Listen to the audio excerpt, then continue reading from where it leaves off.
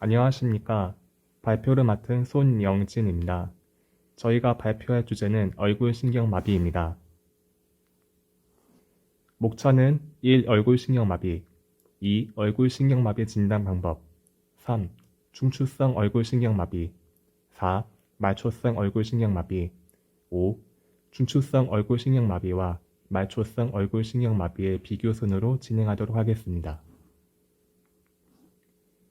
얼굴신경마비는 어떤 원인에 의해서 얼굴의 근육을 움직이는 얼굴신경의 기능에 문제가 생겨 얼굴에 마비가 발생하는 것을 말합니다.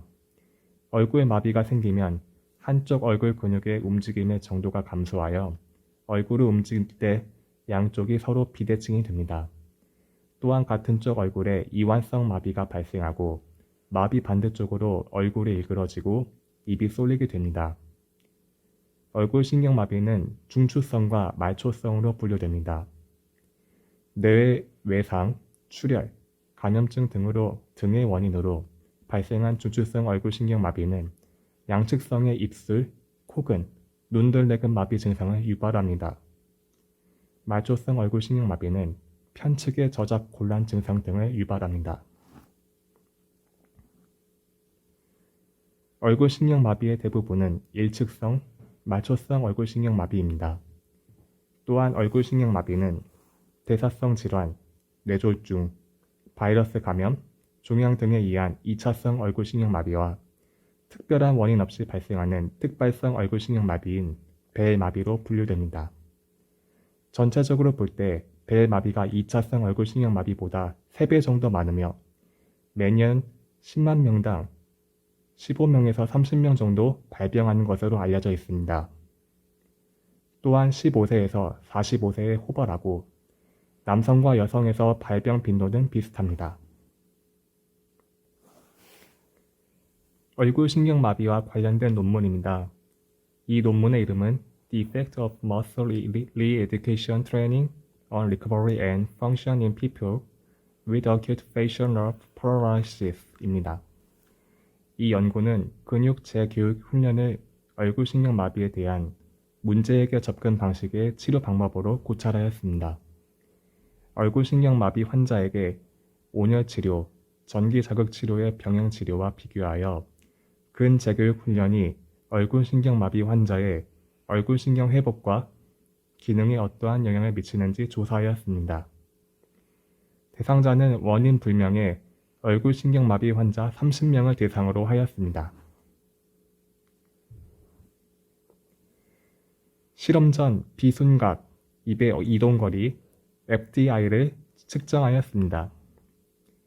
실험군은 온열치료와 전기자극치료 후에 근재교육 훈련을 추가로 20분씩 시행하였고 대조군은 온열치료와 전기자극치료만을 시행하였습니다. 실험군과 대조군 모두 1주 4회씩 4주간 진행하였습니다.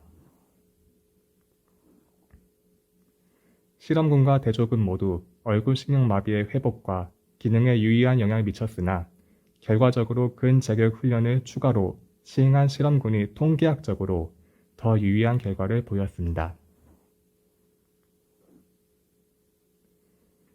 얼굴신경마비의 진단 방법에는 다양한 임상 척도 검사가 있으며 그중 범용적으로 쓰이는 5개를 소개합니다. 첫 번째로 Sonic Facial Grading System, 일명 FGS가 있습니다. FGS는 휴식 시 눈, 볼, 입의 대칭을 기록하고 5가지 규정된 얼굴 표정을 지을 때 발생하는 얼굴의 움직임을 기록합니다. 표정을 지을 때와 동시에 나타나는 연합운동 평가가 가능합니다. 전반적인 얼굴신경의 평가가 가능하고 얼굴의 운동 기능을 부분적으로 관찰할 수 있어 세부적으로 관찰에 용이합니다. 두 번째로 하우스 프랭만 스케일, 약칭 HB 스케일이 있습니다. 1983년 소개된 이후 현재까지도 얼굴신경 기능을 평가하는 표준 평가 도구로 사용되고 있습니다. 얼굴신경 기능의 정도를 1에서 6까지 분류하며 등급이 높을수록 상태의 악화를 나타냅니다. 초기에는 연합운동, 구축 등 얼굴마비 후유증에 대해 각각 단계별로 구분하며 주관적인 평가를 할 수 있었으나 현재는 후유증 증상의 존재만으로 그레이드 3에서 4로 한정하기도 합니다. 세 번째로 야나기하라 스케일이 있습니다. 얼굴마비 후유증 평가를 고려하지 않고 얼굴 기능의 10가지 동작을 0에서 4 혹은 0에서 2까지 동일하게 등급화한 평가법입니다.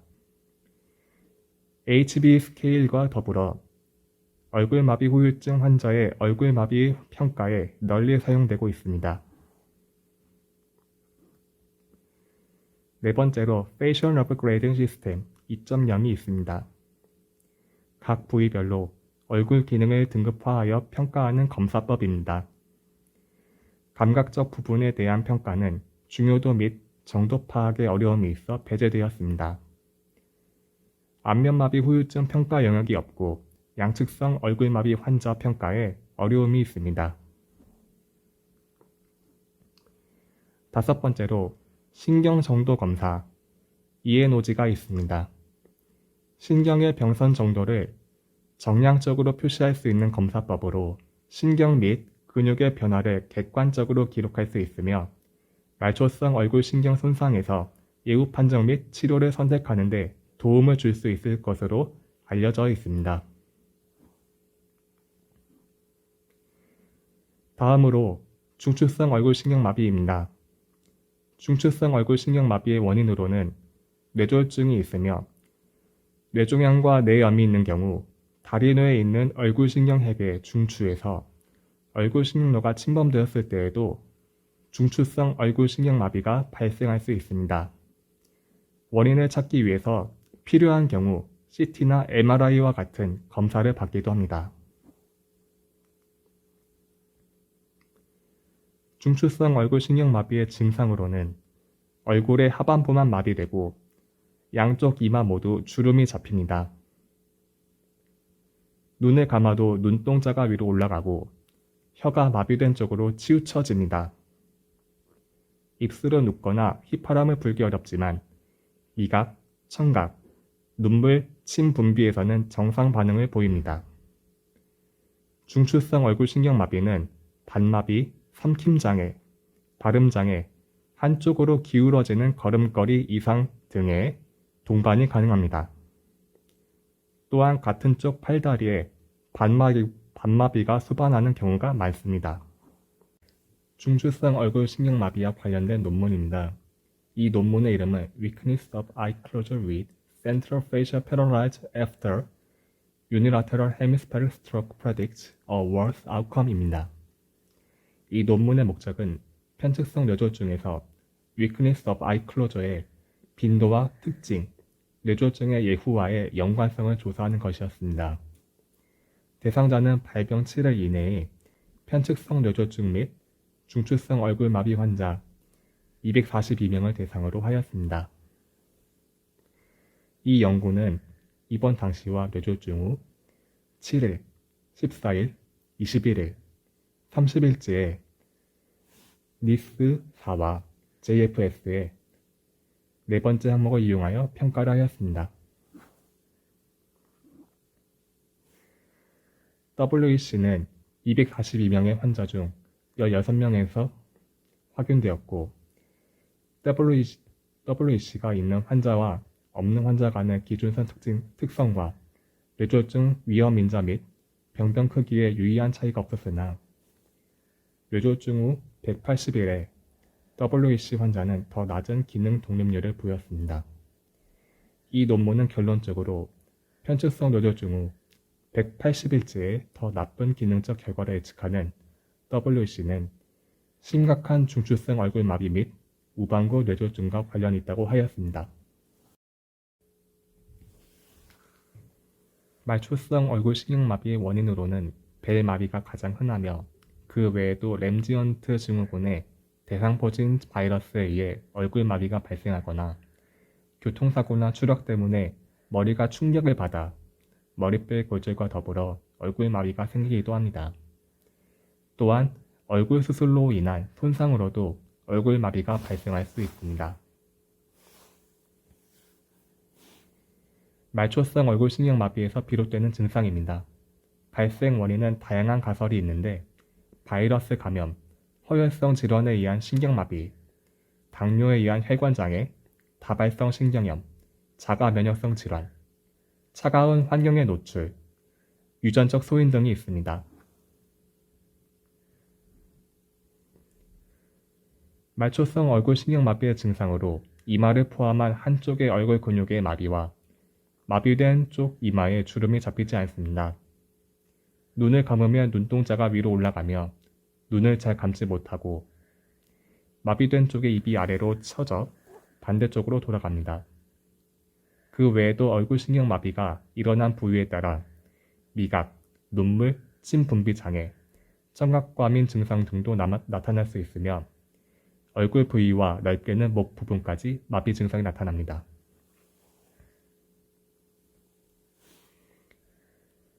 말초성 얼굴 신경마비는 얼굴 신경의 마비로 인한 증상으로 얼굴 신경에 대해 설명하도록 하겠습니다.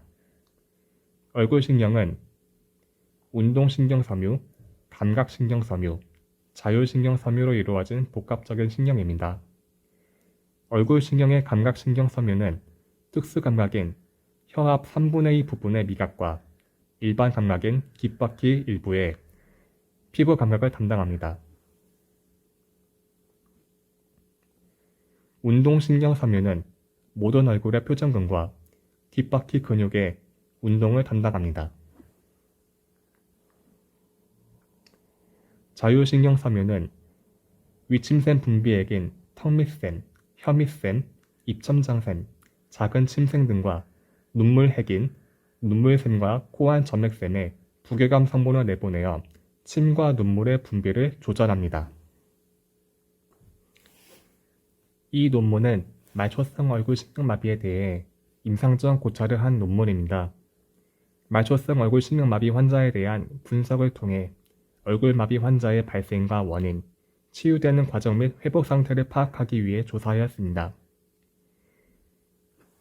대상자는 말초성 얼굴 신경마비 환자 35명을 대상으로 하였습니다. 얼굴마비 발생 분포는 대체로 동등하게 분포되었습니다.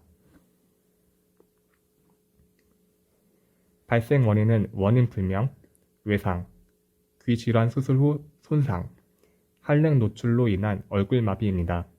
대부분 일주일 내, 적게는 최대 2개월 내의 치료 기간 동안 치료 회복 면에서 전체적으로 양호 이상의 좋은 결과를 나타냈습니다. 근존도상 대체로 좋은 결과를 보였으나 치료 기간이 길어질수록 완전 회복이 힘든 경향을 보였습니다.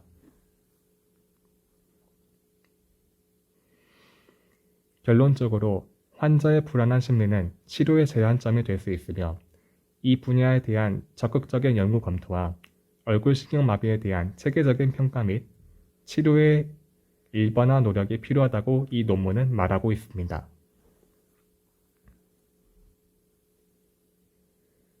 마지막으로 중추성 얼굴 신경마비와 말초성 얼굴 신경마비의 차이점 비교입니다. 말초성 얼굴 신경마비는 얼굴 신경핵과 얼굴 신경의 병변이 발생하는 반면 중추성 얼굴 신경마비는 겉질 뇌주기 섬유의 병변이 발생합니다.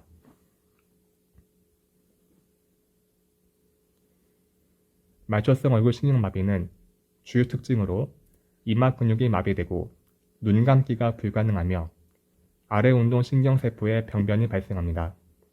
반면 중추성 얼굴 신경마비는 이마 근육이 보존되고 눈 감기가 가능하며 위 운동 신경세포의 병변이 발생합니다.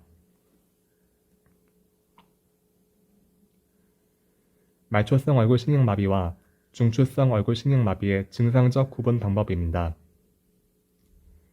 말초성 얼굴마비는 눈 감기, 눈썹 올리기, 이마 주름 잡기, 팔다리 마비 증상이 나타나지 않으나 미각 손실, 청각 과민과 같은 이상 증세가 나타났습니다.